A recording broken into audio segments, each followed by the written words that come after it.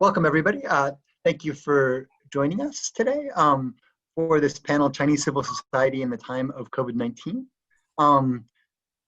Today, I'd like to introduce our three speakers, and let me lay out the basic order of events. First, each of them will speak for about 10 minutes about their work on this topic.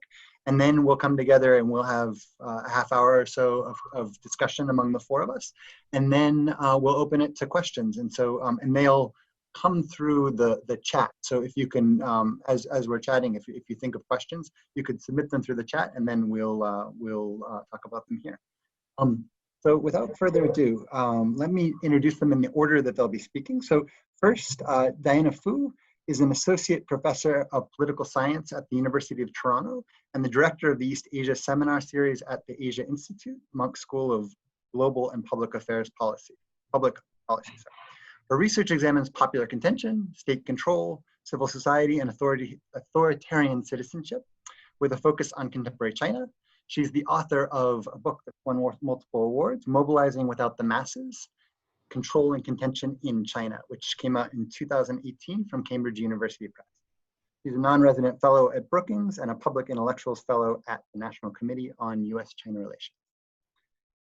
Next, Jing Wang is professor of comparative media studies at MIT, and she's the author most recently of The Other Digital China, Non-Confrontational Activism on the Social Web, which came out from Harvard University Press last year.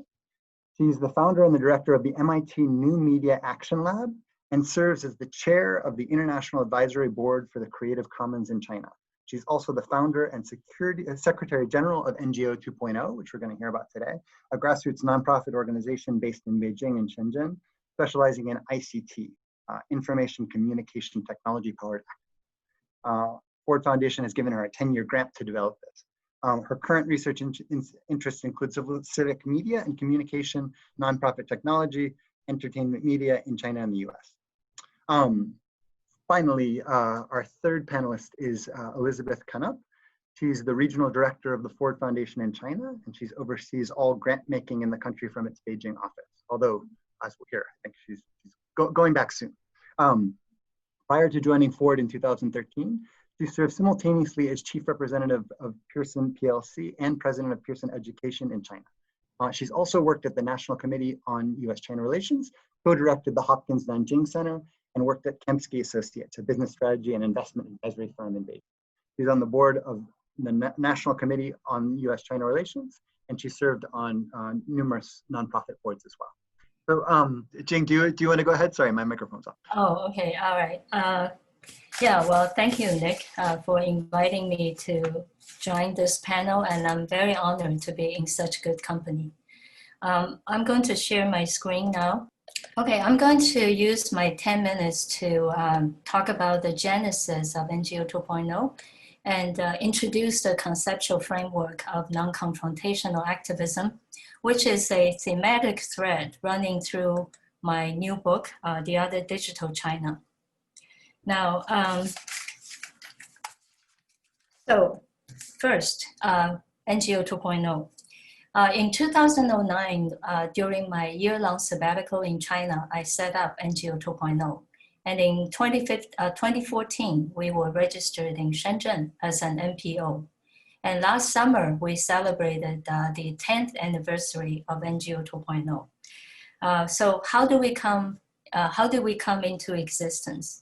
Well, the story began in 2006 when I started a research project on the public domain. And I was looking for the critical literature revolving around the concept and practice of the commons. And I discovered Creative Commons, nicknamed CC. Now, for those of you who are not familiar with Creative Commons, here's a brief definition. It is a global open content movement built on a Web 2.0 legal protocol that promotes a set of open digital licenses. Now, once the internet users began to create content, post it, and circulate it online, then new copyright questions popped up. For example, how do we go about distributing our own work online while making a personal decision about how others can reuse and redistribute our work? So Creative Commons provides a great solution to that question. CC was founded in 2001 in the US, and China joined the movement in 2006. And I worked as a volunteer for CC for 2 years, and later I chaired the International Advisory Board of CC China Mainland, and I began to envision a model that could benefit the underprivileged in China's lesser developed regions. Now, Lawrence Lessig, who is the mastermind behind CC, went to Beijing to attend the launch ceremony of CC China Mainland in the spring of 2006. During the ceremony, he made this very auspicious remark. He said, CC's global user community exploded instantaneously with the addition of 1.3 billion Chinese users overnight. Well, I was in the audience and I felt a bit dubious about his remark, not least because China's several hundred million peasants and the other disfranchised they do not know how to create digital content, so they have no use for CC licenses. Now, as Creative Commons spread all over the world, I also wondered whether one concept fits all. And I continued to ask how we could feed the indigenous needs of developing countries back to the license-centric approach of global CC. The most relevant question for me at that time was, how do we promote CC licenses in countries where the digital elites are a minority? And my answer to that question was later incorporated into my vision for NGO 2.0. So around 2008, I began to conceptualize a project that put less emphasis on the CC licenses than on the fundamental spirit of Web 2.0 thinking and practice. Now, in my view, the blind spot of CC's global model resides not only in its assumption about universal digital literacy, but also in its lack of attention to the underprivileged. This is hardly surprising because Lawrence Lessig and his fellow cyber law scholars who conceptualize Creative Commons, they are legal scholars. They are not culture critics, and they're certainly not culture studies critics, my discipline. As we know, culture studies is concerned with the production and reproduction of power, and it critiques the unequal power relations between the center and the margins. The center in this case being the affluent West, and the margin are the developing countries. So furthermore, culture studies critics are committed to practicing alternative thinking and alternative paradigms. So I also want to point out that NGO 2.0 is more than a critique of Creative Commons. It also signaled the return of my critical practice from the meta-theoretical to the social and the experiential. Now back to NGO 2.0. Because we wanted to promote, to introduce Web 2.0 thinking and practice to NGOs, therefore, we started off with social media literacy training workshops in China's lesser developed regions. We trained grassroots NGOs in China's central provinces and the Western provinces, teaching them how to use social media to engage in participatory thinking, launch interactive advocacy campaigns, increase the transparency of NGO operations, design online crowdfunding projects, and learn human-centered design to create solutions to the problems NGOs are tackling. And to date, we have trained approximately 2,200 NGOs. This is part of our curriculum. In 10 years, we also developed other programs. For example, we built a Web 2.0 toolbox for NGOs. We also developed a crowdsourced philanthropy map on which over 27,000 NGOs have registered their project data and organization data. And we also run civic hackathons in collaboration with transnational IT companies, Chinese IT companies, software developer and maker communities, and the universities. We work very closely with the departments of computer science and interaction design departments at Tsinghua University, University of Science and Technology of China, and Sun Yat-sen universities. So as NGO 2.0 evolved, we have grown into an organization with an expertise in designing social media for social good and tech for good projects. In short, we practice ICT-powered activism. Now, in the process, we have grown into a nationwide, for lack of a better word, super NGO, working closely with grassroots NGOs from 32 provinces and municipalities.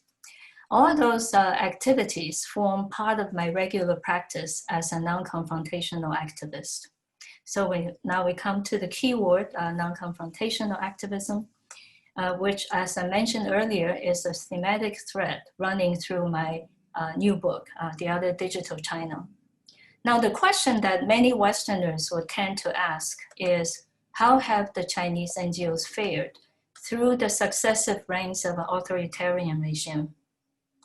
To fare well in China requires a different mindset and a different strategy, which is learning the art of restraint and following the centuries-old cultural logic of finding the middle ground, whereby no matter how difficult, whereby the missions, however, no matter how difficult, will get accomplished. For Chinese activists, this means producing social good without throwing a street revolution or confronting the state openly and aggressively. Well, if you want me to choose a single sentence to describe this book, this is a book about the gray zones in China. And in the gray zones, Chinese activists practice non-contentious social actions. Now let's take a deeper dive into this keyword, non-confrontational activism, and ask, how does the practice and the concept of non-confrontationalism challenge the mainstream Western liberal thinking about activism? Now, the Chinese social actors I named above don't fit squarely into the profile of activists prescribed in the Western liberal tradition, because the Chinese activists, non-confrontational activists, they walk around obstacles rather than breaking through them. And they navigate very tactfully between what is lawful and what is illegitimate. Generally speaking, people practicing non-confrontationalism are anonymous because their action purposefully attracts no attention. So they stay on the margins of history and they remain peripheral to academic discussions about social actions, even though it prevails in all autocratic societies in which activists resort to other means of serving social good than openly rebelling and openly critiquing. Now, most people observing China from the West tend to think that Chinese censorship has penetrated every corner of that society, and that the censors have manipulated the public opinions effortlessly. Well, I would say that this is the conventional reading of the muted consensus of the Chinese people on maintaining the status quo. And that formulation relegates the entire category of Chinese people, the entire country of Chinese people, into the category of the brainwashed. But we know, in reality, Chinese people have more choices than being brainwashed or becoming martyrs. So what is missing in the scholarly research on China is this massive middle ground in which conformity is often a self-conscious strategy, and that it might be possible for us to think of a continuum of situations ranging from the free dialogue between equals, what the Habermas call the public sphere or the ideal speech situation, all the way to the concentration camp. So what is understudied in the China field is this continuum of situations, or the middle ground, or the gray zones, in which Chinese activists navigate day in and day out quite successfully. We all know that the favorite topic for China's digital China scholars in the West is Chinese censorship. With this book, I'm taking a different approach. I think if we want to understand the real everyday China, then we need to go beyond the simple dichotomy of white and black and turn our gaze towards the gray. Okay, so this is the end of my 10 minutes preamble. Thank you. Great, thanks so much, Jing. Elizabeth, you want to give your remarks? Sure, thank you. So first of all, thank you so much, Nick, for organizing this, and I am really honored and humbled to be on this panel. Diana and Jing have done excellent research and have two really amazing books, and I don't have any of that. So I also don't have a PPT. So I am going to just talk, and maybe even for less than 10 minutes. I want to introduce a little bit about the Ford Foundation itself, just to kind of situate where I am in this discussion, and then make a few observations about sort of my personal, just as a practitioner, really, not as an academic, and to make some comments on the excellent analysis that has already been shared, and hopefully then we can have a good conversation. So very, very quickly, for the people watching who might not know about the Ford Foundation, we are an American foundation of philanthropy, 80 years old. Our main mission is to focus on the reduction of inequality in the world, and primarily looking at vulnerable groups around the world and seeking to give them power and voice in decisions that affect their daily lives. That's the broad mission of the Ford Foundation. And we work in the United States and in 10 other regions around the world, and including in China. And our primary partners in what we're trying to do are NGOs and civil society actors.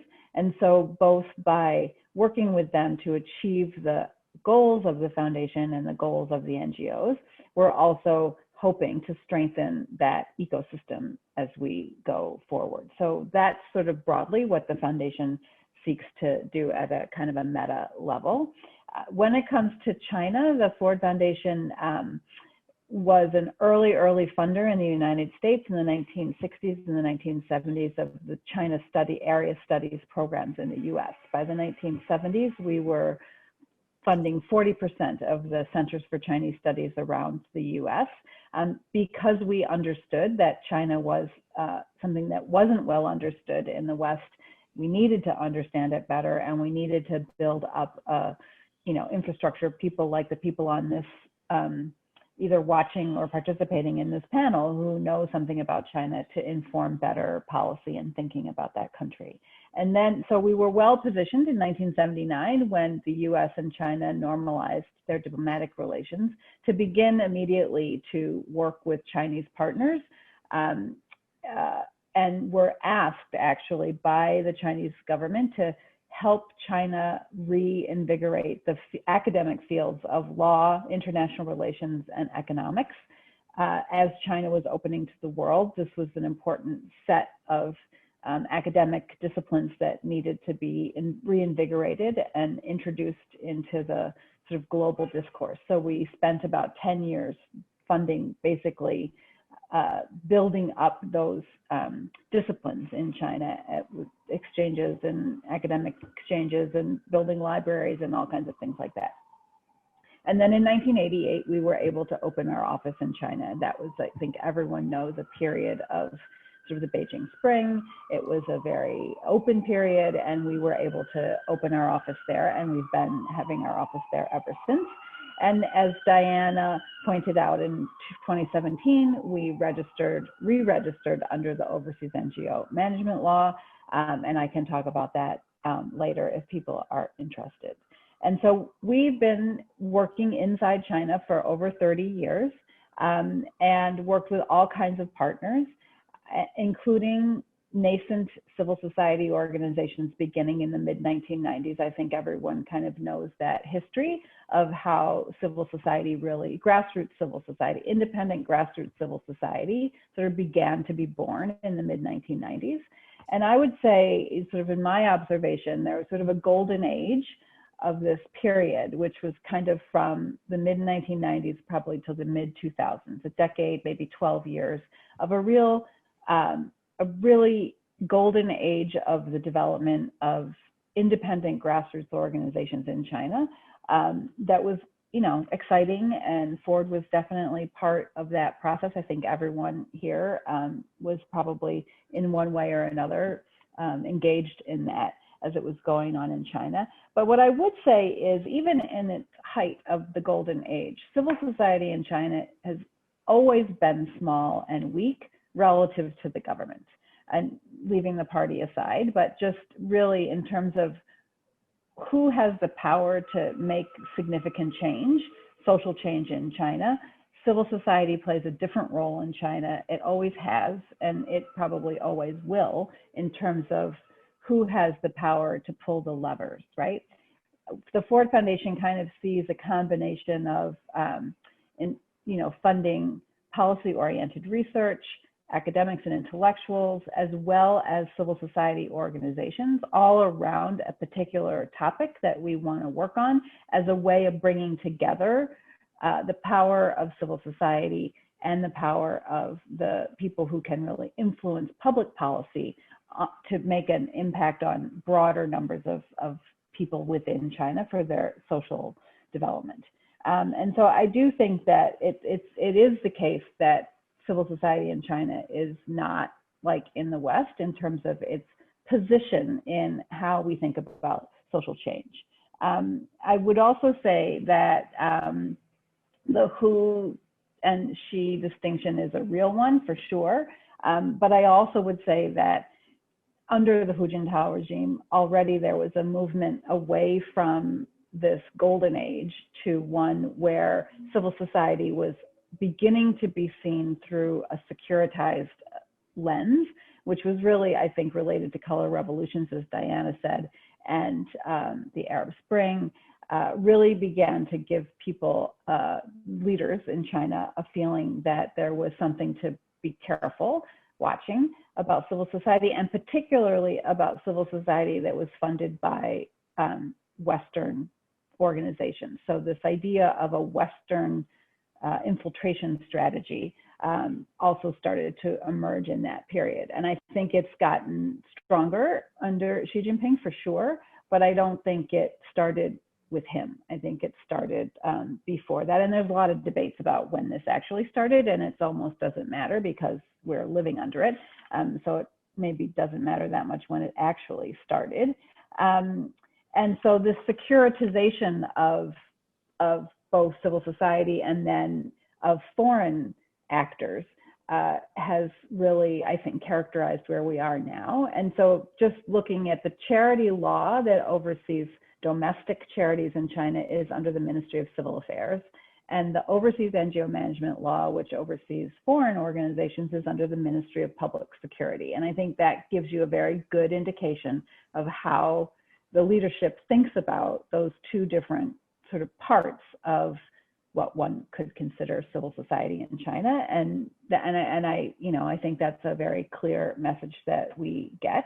I'll just also say that I really loved the statistics that Diana had. One thing I like to say is that right now, Chinese civil society is the biggest it's ever been and the smallest it's ever been, meaning the number of organizations continues to grow, which means that there are organizations out there that are grassroots, non-governmental organizations doing things in society, and yet the space for them to operate is smaller than it's ever been. So it's both bigger and smaller at the same time, a classic Maodun in the sort of Chinese sense of a contradiction. And I just think that's an interesting thing to note.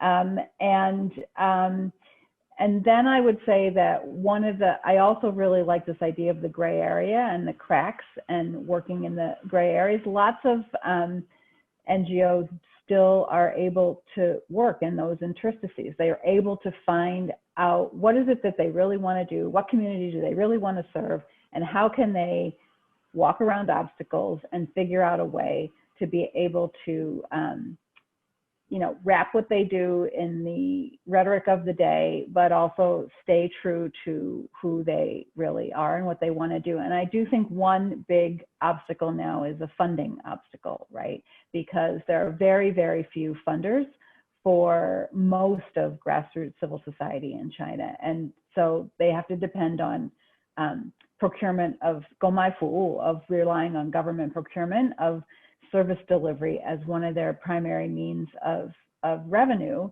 And that brings them closer into the government and needing to sort of co-opt more. And so how do you maintain your independent identity of your institution and your integrity, and also successfully work the system to be able to get the revenue that you need to be able to do what you want to do? It's a very complicated, definitely gray area kind of dance and walk that civil society needs to do.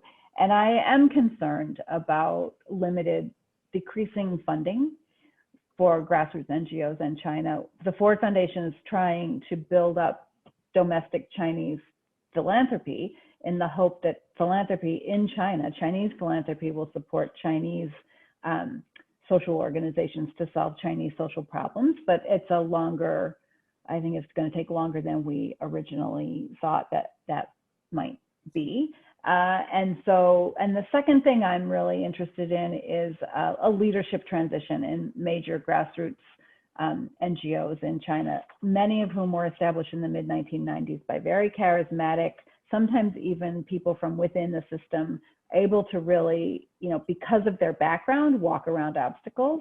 But this next generation of leaders of these NGOs, I think, is very shaky. Who they are, do they have that same ability to walk around obstacles?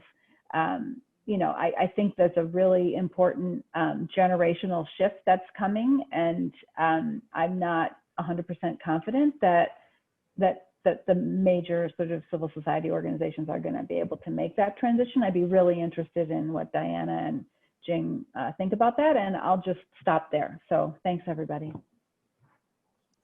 Great, thank you, Elizabeth. And actually, maybe we can build on that momentum. And I realized in the beginning, I forgot to introduce myself. So I'll just say I'm Nick Bartlett. I'm at Barnard College at Columbia University.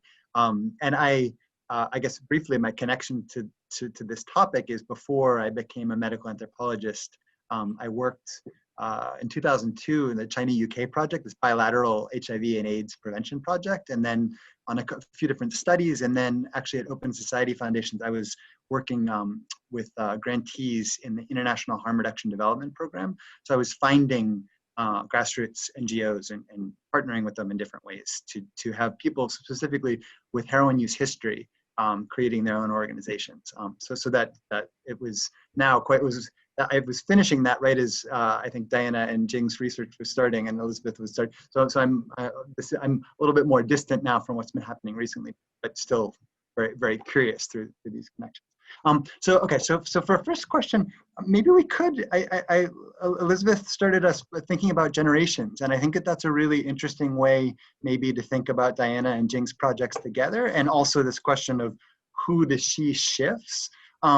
So Diana, I think your presentation made a really nice contrast, and I guess I'm curious to hear how in your interactions with people, how are leaders from different generations reacting to this new shifts in the environment?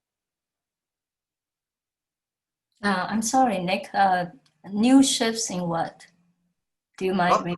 Sure. So I was just going to say, I mean, I think Diana gave us a really, and we can talk about maybe the details of some of this shift, but if the she environment is presenting sort of the gray area in some ways has been redefined, and there's new ways of maneuvering, how are civil society actors reacting? Yeah, can I, I like to play the devil's advocate just to make this a more interesting panel.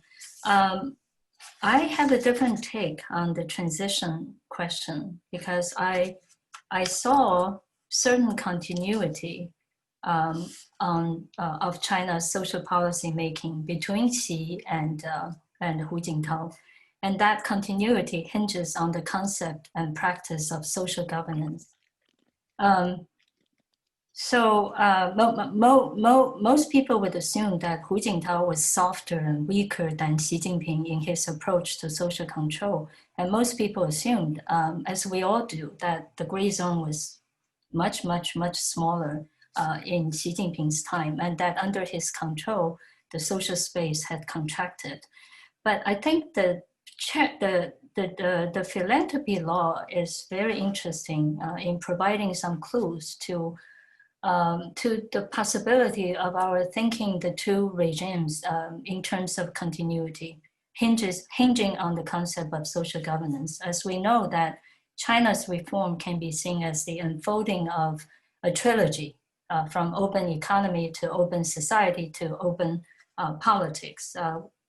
And the historical mission of Hu Jintao's era is open society, with its dual emphasis on social coordination and public participation. So 社会协同 and 公众参与. So the open society is linked to the practice of social governance. So in the theory of governance in China, we saw the shift. It's a very subtle shift. However, there is a shift from social control to social management onto the concept of social governance. So this shift is seen by many China policy analysts as a formal invitation from the party state to NGOs and other grassroots actors to come to the negotiating table and partake in the community decision-making process, which so as to facilitate what the Yu Keping called the politics of accommodation. So if we follow that line of logic, then we can see that the party itself is increasingly interested in taking a non-confrontational approach to solving social problems and social conflicts. And social governance is the first step toward reaching that goal. So we know that the slogan of 社会治理, social governance, surfaced in 2012 in one of Hu Jintao's speeches. But the experiment with social governance was carried on under Xi Jinping's rule. Now, I think the prominent example for this is the charity law, or I call it the philanthropy law. The philanthropy law set up a new milestone for Chinese philanthropy in two regards. First of all, it was, I think, the first time there was a lengthy 1-month vetting period for civil society actors and university research centers on philanthropy to get together. And I think there were about 10 workshops. Even we, NGO 2.0, we received WeChat messages from those people wanting to get our feedback on the draft of the philanthropy law. So that unveiled the process in which the government and unofficial representatives from the philanthropy sector got together to seek a consensus and to build a consensus. And this paradigm shift can be seen as the devolution of power from the official to the social. And social philanthropy is endorsed by the philanthropy law for sure. And the philanthropy law makes it very clear that it will return philanthropy to the people and to grassroots organizations, rather than rely on the government and a few wealthy people. So there is that paradigm shift. And because we participated in the 30-day vetting period, so I would like to bring this out. Thank you. Diana, do you have any thoughts?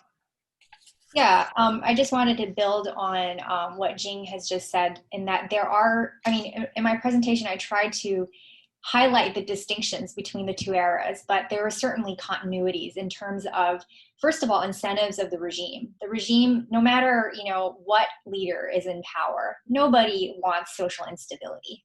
Everybody wants civil society to be in a regulatory framework. And certainly you can see that, Xi Jinping did not cook up the charity law that started earlier in the Hu era.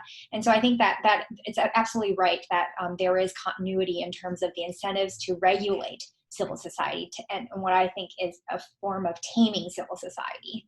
I think there is a shift, however, in the way and the rhetoric and the particular sort of bureaucratic structure in which the Xi Jinping administration has sought to go about accomplishing that goal. And this has to do with something that Liz alluded to earlier, and that if you take the one empirical data point, right, which is that the NGOs, international NGOs, used to be in a gray zone, used to have much more interaction and much more sort of be managed much more by the Ministry of Civil Affairs. Now under Xi, under the 2017 INGO law, Foreign NGOs law, it's the public security that deals with them. It's the police that are supposed to be in charge of them, right? And so that shift, I think, that kind of empirical point, I think, illustrates a broader pattern. And that pattern is that the sphere, the discursive sphere around the management of civil society has shifted from one of simply social stability and social management, both governing civil society as well as maintaining social stability, to one of national security. And that shift from social stability to national security is not just a discursive shift, it's a very important actual empirical shift, in that if you look at the types of crimes that civil society actors and activists are charged with and sometimes made to confess on TV that they've done, a lot of it has to do with threatening national security and subverting state power. And that kind of rhetoric of threatening national security really comes from sort of seeing civil society as a direct threat to the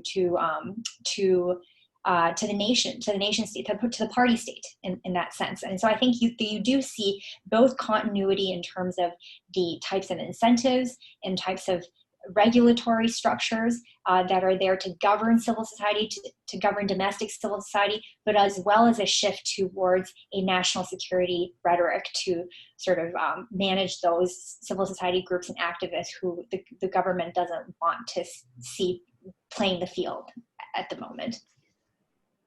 So I'd like to comment a little bit on this, because I think, in my view, the national security sort of framing here is really related to international NGOs and then the domestic NGOs that work with international NGOs, which is a subset of the total number of NGOs in China. So not all of them are working closely with foreign actors. In fact, probably the vast majority are not. It also happens to be a Venn diagram of a lot of the groups that work with foreign entities are rights-based and frame their work as a rights-based type of work. And that's very appealing to foundations like the Ford Foundation and other Western foundations that also take a rights-based, as opposed to a service delivery or other kind of way, a rights-based framing for what it is that the groups are seeking to do. And so there is a very serious Venn diagram where I think a lot of the labor groups and LGBTQI groups and even women's rights groups fall, which is they're rights-based explicitly, right? So they're walking through the obstacle, not around the obstacle. They tend to be more affiliated with foreign either partners or funders, which then brings the national security lens on them. And they do things like public demonstrations, whether we talk about the Feminist Five or we talk about these Marxist groups who really were quite clear and explicit and overt about what they were trying to do, as opposed to walking around the obstacle in a different kind of way. And so I agree that the securitization and national security framework is really much stronger, but I'm not sure that it touches all of Chinese civil society, and a vast majority of it is more enabled under the charity law that has created certain kind of, if not full space, certainly a framework, a regulatory framework in which they can figure out how to operate. That's just my observation, and I'm happy to continue to have a conversation about that. But I do think the national security part comes mostly from whether or not you're engaged with people outside of China.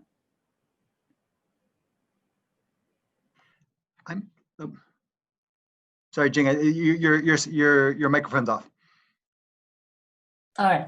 So I think it is, well, there is a paradox, that on the one hand, the gray zone under Xi's rule is reduced, but on the other hand, I think the philanthropy law and then another policy, social policy, I think that probably started with Hu, but it was certainly, it certainly continued under Xi's regime, is 正社分开, the separation of the state from society. And this is seen in the voluntary, okay, let me backpedal a minute.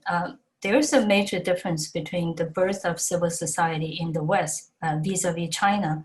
In the West, the civil society is born as a result of the agitating growth of the social. But in China, the civil society could only flourish as a result of the voluntary retreat of the state from society. And we all saw, all the domestic Chinese NGOs saw the philanthropy law as an indication of another step that the state took in moving from planned charity, in which the government and the party played a major role in motivating the citizens to do public good, transitioning from that to a new model in which the civil actors, they are expected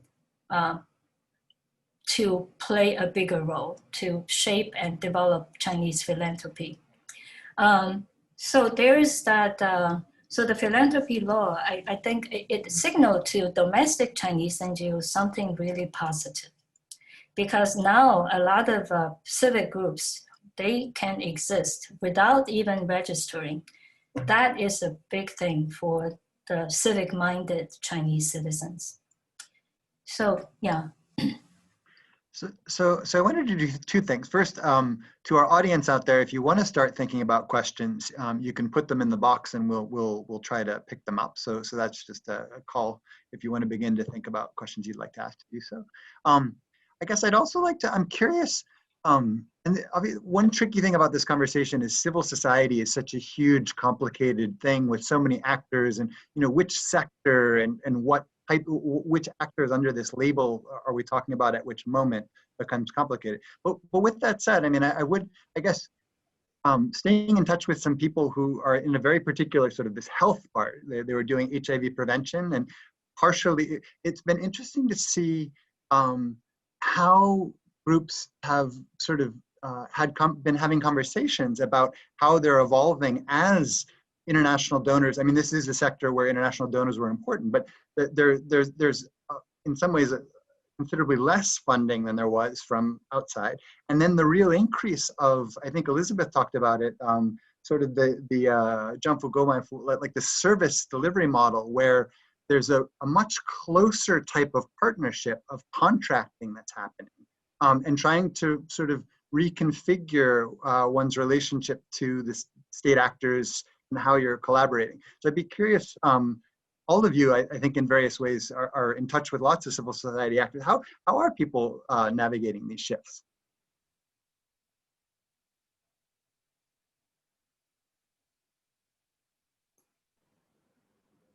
I mean, I can just say a few things about that. And I do think it's important that when we're talking about different parts of civil society, there's definitely different experiences, right? And so that's one thing. I think the shift to government procurement of, Go My Fool has effectively made it much more difficult for rights-based organizations that are not service delivery in nature, but advocacy in nature, to find a foothold for revenue, right? That's really been clear, right? And so the example that Diana gave of the NGO that helped a woman whose arm was injured, there is no go my fool for that kind of advocacy and that kind of help, right? And so those kinds of institutions need a certain kind of funding that often has come from foreign funders. And now with the retreat of the foreign funders for a whole range of reasons, the number one being the NGO law, the INGO law, but other reasons too. A lot of bilateral funders, multilateral funders see China as rich enough and they need to take their money elsewhere. So the funding has really evaporated. Another really interesting thing, at least for the Ford Foundation under the INGO law, is that we are prohibited. There's a sentence in the law which I would dispute, but you don't really win that dispute, that says that we basically can't fund for-profit, money-making institutions. And so that's been interpreted that any organization registered under the Bureau of Industry and Commerce, it equals being a for-profit organization and we cannot fund them. What that has meant is all the NGOs that were not able to register under the Ministry of Civil Affairs, generally rights-based labor, LGBTQI, women's rights groups, had to register as businesses and now have been effectively cut off in this kind of indirect way from some of their key sources of funding. And so I think that the final thing I'll say about Go My Fool is that it funds, it's inconsistent funding. It tends to fund the actual service provision, but not the salaries, not the overhead of the institution that is delivering that service. And so it is fundamentally detrimental to the organization because they are losing money and unable to cover their own operating costs while being, feeling the pressure to help the government do what the government wants to do because you want to stay in the good graces of the government. So there's some real challenges with that model that, it would be great if we could engage with the Chinese government on how to improve that model. And I think that some Chinese organizations are trying to do that, but it's not a solution, really. Yeah, so Elizabeth, you talked about Ford Foundation, one of its missions is to educate is not a good word, but to promote the idea of of domestic Chinese foundations taking on the role of grant making, of transforming themselves into grant making foundations. I was in dismay when I found that there are more than 7,000 Chinese foundations, and yet less than 2% of that number are grant-making foundations. So there has been a lot of advocacy in the philanthropy sector in recent years about how to make those foundations realize that they should take on that the responsibility of nurturing grassroots NGOs, right? So that the 政府购买服务, the money you would get is pitiful. It's not going to help you operate your organization. So I think that everybody in the philanthropy sector is hoping that those 7,000 foundations would change their mission or modify their mission, and to realize that they have a responsibility of nurturing the civil society.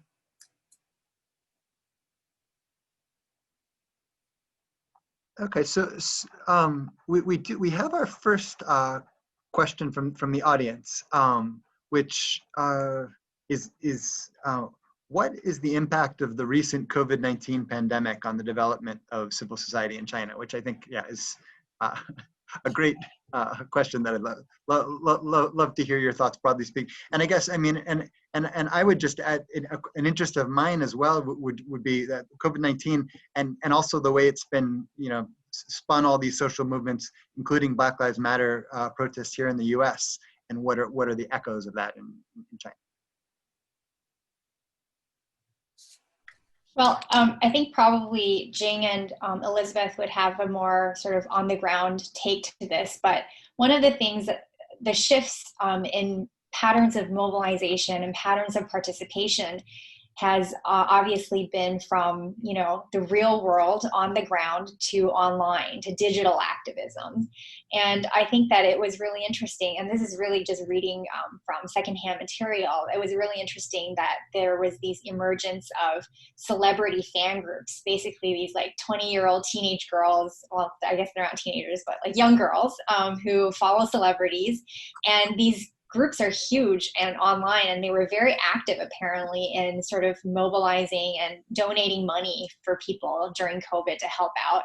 And I think that we've also seen the emergence of just spontaneous citizen organizations, like organized in neighborhoods or communities to help people like donate or deliver food and groceries. So I think you're seeing, when we talk about civil society, and especially I had to keep a check on myself because I studied grassroots advocacy organizations, but that's only a sector of civil society. There's also a much broader sector of civil society that is a lot of just ordinary Chinese people, people in the middle class who were and continue to be caught up with this this spirit of volunteerism that I think really started in the Sichuan earthquake. And that has continued to surface. It has continued to be active. And I think that that has played quite a bit of a role in COVID. Yeah, there were sporadic activities held by NGOs during the pandemic. But what caught my attention is a data protection manual created by a Shanghai-based Mana Data Foundation. As we know that a large amount of personal data were collected in the government's effort to control the pandemic. So the exposure of personal data could cause stigma, discrimination, and intimidation, harassment, and other risks for COVID patients. So this manual was made with the hope of raising public awareness of data protection and data ethics. So that's something interesting. A lot of NGOs, especially NGOs in Hubei, they were very active. They also provide psychological consultation to patients, and they provided medical equipment and so on, and they organized fundraising work to raise anti-epidemic funds. And of course, after the lockdown ended, they shifted their work to provide a number of services to people returning to work and to school. And they participated in the post-epidemic reconstruction, especially patient rehabilitation and family rehabilitation, and they provide grief counseling. But Diana, you put your finger on the right word, digital activism, which is good news for NGO 2.0. And we found that the people, the grassroots NGOs we trained, they were not that much affected by other NGOs who did not know much about how to integrate digital media or social media into their work. So after the, during and after, I think, well, because large gatherings are still not allowed. So a lot of work is moved online. So COVID-19 made it clear that NGOs need to enhance their digital literacy and so that they could move their work online. I'll just make one comment and then a question. One thing that Ford is paying attention to really is institutional resilience in the whole world in the face of not just the public health pandemic, but the long-term economic impacts that that's likely to have on NGOs and civil society based on sort of overall economic downturn, conservative feelings in corporations, in philanthropies, even governments whose resources have to be redirected in other directions. I think even in China there is some research that shows 50 or more % of NGOs surveyed anticipate a significant downturn in their in their ability to sort of get money to do their work as a result of the economic impact of COVID. And so how do you, as a philanthropy, as a funder, as whomever, how do you think about enabling some resilience in the broad civil society sector in the world to the economic impact of COVID? And it's not an easy thing to figure out how to do, but it is certainly something. So as a funder, we've certainly tried to be flexible. We've allowed grantees to change their project grants into general support grants. We've extended the grant terms. We've reduced the reporting requirements. I mean, anything we can do to make it easier for our grantees to use the money that they have from us in the way that they need to use it to remain resilient. So that's another sort of impact of COVID on broadly in the whole world, not just in China. And I'd just like to ask Diana and Jing what they think about this. I mean, the Wenchuan earthquake is always held up as a milestone moment in the sort of development of civil society in China, where you had this confluence of disposable income, a massive emotional response to what happened, digital platforms that enabled people to engage, and it really was like a turning point for a new burst of growth in the philanthropic and NGO sector. I think most people in the sector now think that 10 years on, 12 years on, that momentum of growth has stalled. And I just wonder if you think COVID is going to be another boosting point, or whether it isn't, because in the end, the government still played a bigger, it was less spontaneous of a response among sort of civic engagement, or I wasn't there, so I don't really know. I just wonder what you think. Is this another moment, or is it different? And maybe we don't know now.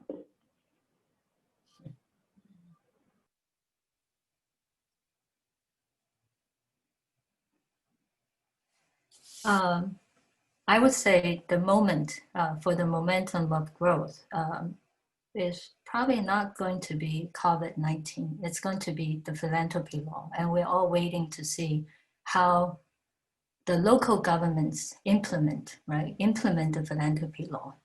I think that's the key. There were some complaints about local government not knowing what to do about the theoretical assumption behind the philanthropy law. Well, theoretically, it could uncork the expansion of civil society in China, but I think the local government needs to iron out, or they need to collaborate with the central government to come out with rules of how to implement the philanthropy law. I have two charts, and well, if we have time, I'd like to show it to you. That would provide a foundation for my assumption that the philanthropy law will be as momentous as the 2008 Wenchuan earthquake. Sure, that sounds great, and we can also, as you're showing us, we also there is room for another question or two from the audience if people want to send them in.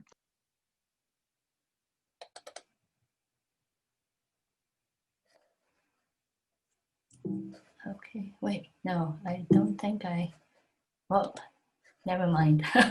Well, the chart I was going to show you is the growth, of the number. Okay, of course, it's just a number, and it goes up like very steep in 2016. When the philanthropy law was established, because it mainstreamed the new NGO registration procedures, and well, as I said earlier, it made it legal for groups to exist even without registering. Actually, sorry, Diana, do you want to go ahead? Yeah. Oh, I was just going to say very quickly. I think, Liz, it's such a great question. I think that's why you heard a little bit of silence on our end as we pondered it. I think that it's hard to say right now what the impact of COVID will be, but I think Wenchuan was really special. I think it was special in that that was the moment where people really started to even learn words like NGO. It was the first time that, sort of the word volunteer, 志愿者, really became popularized. And I think that because of that moment of time in China's internationalization, the sort of golden period still of, well, maybe not so golden period, but that time of the internationalization of China and sort of the popularization of some of these ideas. I think that you're not seeing that now because people already know what volunteerism is. They already know what NGOs are. And so I don't think it's going to be quite that turning point that we're talking about. And so it could be that, it could be that the turning point is more of a law, but I think that that kind of emotional resonance and the fact that civil society came in and people were like, oh, there's different kinds of groups in society besides the state or that work with the state that can actually help us help the poorest and the most people who are most suffering. That kind of outpouring of compassion, that politics of compassion is, I think, one of a sociologist called it, right? I think that was very special. So in relation to this question, and maybe both COVID and the philanthropy law we can sort of think about, but what the notion of NGO, and Jing, in your work, you've done surveys and you say there are about 8,000. And Diana, you had figures that were showing a lot larger numbers, but I think of different types of organization. And okay. And it's been quite confusing because in the past, real grassroots, quote unquote, NGOs were often registered as something else. But since 2016, a lot of, including the partners that I'm in contact with, are now 社会组织. So what's happening to the category of NGO, and what is the future? Okay. Let me explain. The 8,000, the number referred to NGOs that are larger than the size of 2 people, that has established some kind of stability. We do not annual, but every 2 years we do a nationwide NGO communication, online communication, the patterns of their online communication. So the pool for that survey is made up of like thousands, right? When I said 8,000 instead of 80 million, or was because we wanted to find out from relatively stable NGOs how they use the internet. So that's where the 8,000 came from, but that was a while ago. So now I think the number has expanded. Yeah, and in terms of the charts that I was showing with the growth of civil society, I showed 2 charts. One was domestic civil society and one was international civil society. And within the domestic civil society, it was really categorized into community organizations, civil non-enterprise units, and foundations. So those were the 3 breakdowns. And they were just official numbers. Like the actual numbers, we don't know, but maybe the actual numbers are less important now because we just assume that the ones that aren't registered, as for the reasons that Liz mentioned, probably have decreased in size, or the ones that aren't registered officially have decreased in size due to funding issues. Yeah, and I think in our discussions of this, I always run into this challenge of, I say civil society, I mean a certain thing. Somebody else says civil society, they mean something else. And then in China, the word NGO is probably not it's probably not even the right word to use, that we need to actually use the vocabulary that China uses to categorize organizations to sort of understand what actual universe of organizations we're talking about. And, some people would say civil society includes hospitals and schools and bird watching associations. And, so it's very helpful to kind of start out with some kind of a definition, because you can get into arguments when you're really not arguing about the same thing, right? Because it is a diverse ecosystem. Okay, so I would define NGOs as organizations that have a change agenda. So that's why I use the word change agent in my book, rather than 公益人. You know, the Chinese NGOs call themselves 公益人, which is a very depoliticized term. But the Chinese translation of activist 社会行动家 sounds a little bit 怎么说 a mouthful. So yeah, so organizations who have a change agenda, they are the kind of NGOs Elizabeth, you and I are talking about, right? And also Diana.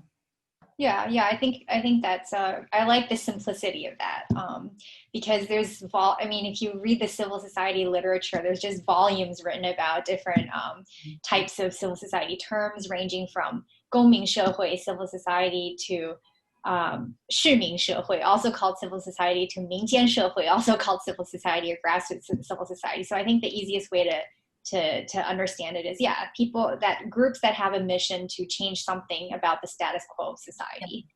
The methods they do it might be very different, might be contrasting, but they have a vision to change something. They have a change vision. Back to Elizabeth, your question about the shift or the generational question. Well, I think we haven't talked about the shift of 公益人, the change agents from the older generation to the younger generation. And I would say that the great majority of social actors we work with and NGO 2.0 works with are the millennials and increasingly members of Generation Z. We know that the millennials are characterized as by a 2006 Cone Millennial Cost Study as one of the most civic-minded generations since World War II. And they're also very confident in their own ability to change the world. Now, when it comes to the millennials, but when it comes to millennial techies, that characteristics is even more prominent. The techies are very, they believe that the power of technology can effect social change. So I in recent years, I think a lot of the people who participated in our training workshops and in civic hackathons, they are millennials, and that is not unique to China. It is a global phenomenon. Right, and I teach social movements and contentious politics. I'm teaching these people that Jing's talking about, and I think one of the interesting things that we notice that maybe differences in digital activism in the West versus in China is that in the West, as we're seeing with the hashtag #MeToo movement or the Black Lives Matter movement, really digital social media especially is seen as a type of mobilizing structure, in the sense that you have online activism, digital activism that accompanies or facilitates offline activism, right? That people are going on there, they're sort of organizing protests, they're organizing events, or they're just liking certain hashtags or whatever. But there's an accompaniment of sort of offline activism with online activism. But in China, what we're seeing, especially during time of COVID, I don't think there's that close of a relationship between online activism and offline activism. And it's almost as if the online activism, the digital activism, is itself quite contained, and people it itself is contained and sufficient a form of activism, and that doesn't necessarily have to translate into offline activism. And so that would be an interesting trend to watch as we see the sort of the continuation and maybe perhaps now the predominance of digital activism being a form of civil society participation. It's interesting. I've actually got another question that maybe we can finish on. But it is interesting, Jing, the people who I know who've been to your training, who are sort of grassroots NGO people, were all born in the late 60s and early 70s. And I do think that there's so much to be said about generational perspective and how people come really embedded within all these social connections that are decades long of how they come to be oriented to the world and then are moving into civil society, brings up another set of issues in certain ways. But okay, so this question is from Anya Zhang, and she asks, I'd like your views on the rise of state-led volunteerism in China, especially during the pandemic. Hundreds of thousands of volunteers were mobilized to battle coronavirus.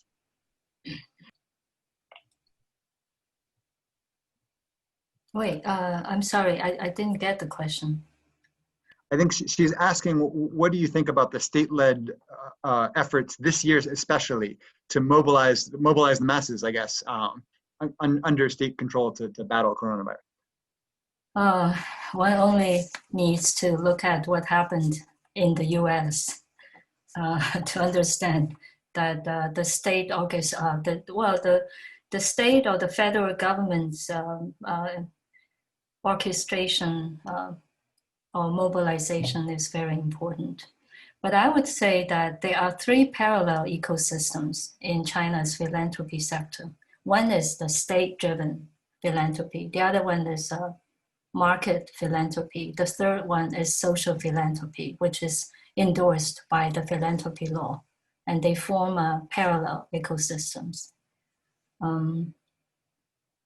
Well, I don't think I sort of answered the question, but yeah, I think if it were not for the state level mobilization of treating the COVID, I think China would still be in a mess. And people, I think it's cultural. The cultural equation needs to be brought in. That collectivism, that the willingness to sacrifice individual interest for the better good of society or the nation. I think that's very unique to Asian cultures, well, especially Chinese culture. So it's not just the state orchestrating this, but the people have to agree with the state's approach. I think it gets to a question of trust. The trust level among Chinese people for their government is extremely high, and their trust in NGOs is lower, Yes. Probably because the government hasn't 100% sort of blessed a robust NGO sector. It's sort of like sometimes we like it, sometimes we don't. And so if the government asks you to do something, there's a high level of trust, and there's a tradition of looking to the government to be the leader in crisis management and humanitarian response. You don't look to civil society to do that in China. You actually look to the government. So the expectation is that the government will lead you and tell you what to do to help solve the problem. So I think that gets to your culture point, or a certain political culture point about China. Yeah, for those of you who are interested in the Chinese citizen satisfaction with the performance of the 4 levels of Chinese government, there's a recent survey published by the Harvard Ash Center for Democratic Governance. Anthony Sage and Edward Cunningham, they published this, the longest running survey, independent effort to track citizen satisfaction with the Chinese government. So that's a very interesting report. Yeah, just to add to that, for the Diana, do you have any thoughts? Yeah, can you hear me? Yes. Okay, good. Just to add to that, for the person who asked the question, it's a very good question. And if you're interested in a scholarly perspective of state-led mobilization, there's a team of Harvard scholars, including Elizabeth Perry, who came out with an edited volume recently of state-led mobilization. And I think it's very, very important to the history of mobilization in China, and that it's always been state-led. So it's not a surprise that at this point, with the pandemic, we'd be seeing state mobilization of volunteers. Now, I haven't done any sort of primary research on this, but if I were to approach this, the study of that, I would actually want to find out what categories of volunteers there are, because it's my impression, my general impression, that a lot of people who are called volunteers in this era of volunteerism are actually like professional workers, like they're professional doctors or nurses, or even the neighborhood committee members who are actually, they work for the state, for the grassroots state, but they're all called volunteers. So you sort of see this expansion of the notion of volunteerism from what we consider in the West to be a volunteer in terms of doing something outside of your professional sphere, outside of your work time to do volunteering, versus sort of the professionalization of volunteerism in China that has been happening since the 2008 earthquake. And I think that's an interesting trend to look into empirically, to just see what exactly are the categories of people who are called volunteers, because when you see them on TV, on CCTV, they're all like, the volunteers seem amazingly sort of uniform in the way they dress and the way they participate and the way they chant slogans. And so I think it's a very different concept and notion of volunteerism that is developing in China, and a very interesting one than what we kind of understand in the West to be volunteerism.